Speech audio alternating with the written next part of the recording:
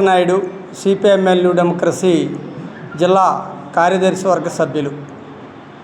Marxist మహోపాధ్యాయులు comrade Lenin 144వ జయంతి, CPML party 56వ ఆవిర్భావ సభ ఈరోజు కోరుకొండ హరేరామ్ సమాజంలో సిపిఎంఎల్ న్యూ డెమోక్రసీ పార్టీ తూర్పుగోదావరి జిల్లా కమిటీ ఆధ్వర్యంలో నిర్వహించబడతా ఉంది. ప్రధానంగా భూమి కోసం, భుక్తి కోసం, ఈ దేశ విముక్తి కోసం పార్టీ రాజకీయ సిద్ధాంతాల వెలుగులో పనిచేస్తూ ఉంది దేశవ్యాప్తంగా.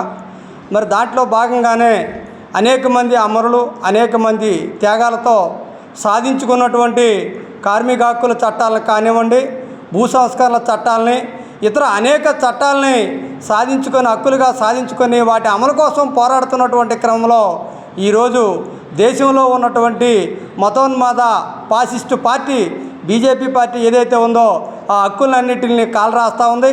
అదే క్రమంలో హక్కుల్ని హరించి వేస్తున్నటువంటి క్రమంలోనే ఈ రాష్ట్రంలో ఉన్నటువంటి కూటమి చంద్రబాబు, పవన్ కళ్యాణ్ ప్రభుత్వాలు కూడా వాటికి చేదోడు వాదోడుగా ఉండి ప్రజల శ్రమని మరింత ఎక్కువగా దోపిడీ చేస్తూ ఉన్నాయి, లూటీ చేస్తూ ఉన్నాయి. వాటికి వ్యతిరేకంగా ప్రజా ఉద్యమాలని నిర్వహిస్తాం.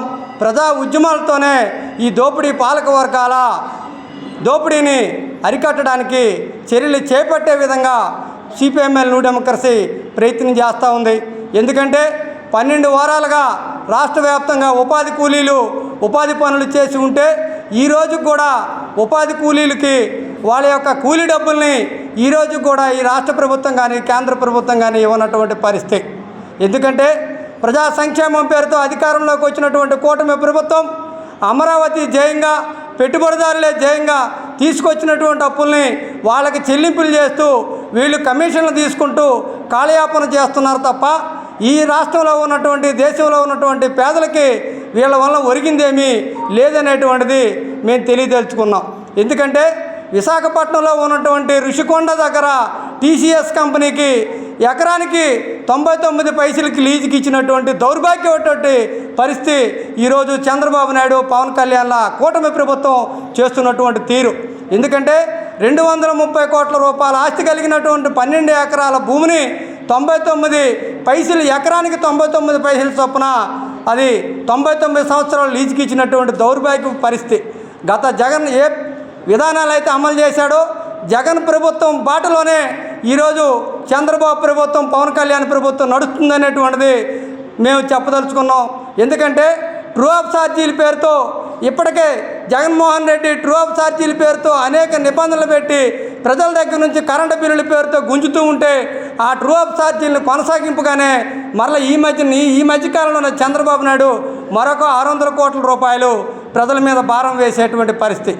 మరి రోజుకి ప్రజా సంక్షేమాన్ని మరిచి దోపిడీ పాలక వర్గాలు, సామ్రాజ్యవాద దేశాలు, పెట్టుబడిదారులకి వీళ్ళు కొమ్ముగాస్తున్నటువంటి వీళ్ళ యొక్క తీరుని ఖచ్చితంగా మేము ఎండగట్టాల్సినటువంటి అవసరం ఉంది. ప్రజల్లోకి తీసుకెళ్లాల్సినటువంటి అవసరం ఉంది. ఆ వైపుగా ప్రజా ఉద్యమకారుల్ని కలుపుకొని ప్రజా ఉద్యమాల్ని నిర్మించడానికి మా వంతుగా మేము కృషి చేస్తామనేటువంటిది మీకు తెలియజేస్తా ఉన్నాం. రీసర్వే పేరుతో చంద్రబాబు అధికారంలో ఆనాడు ప్రతిపక్షంలో ఉన్నటువంటి చంద్రబాబు రీసర్వే వలన రైతుల భూములన్నింటిని కూడా జగన్మోహన్ రెడ్డి లాక్కుంటాడన్నాడు. అదే రీసర్వేని ఈరోజు కొనసాగిస్తూ ఉన్నటువంటి చంద్రబాబు యొక్క వైఖరి జగన్కి, చంద్రబాబుకి పెద్ద తేడా లేదనేటువంటిది మేము ఈ సందర్భంగా ప్రజలకి తెలియదలుచుకున్నాం.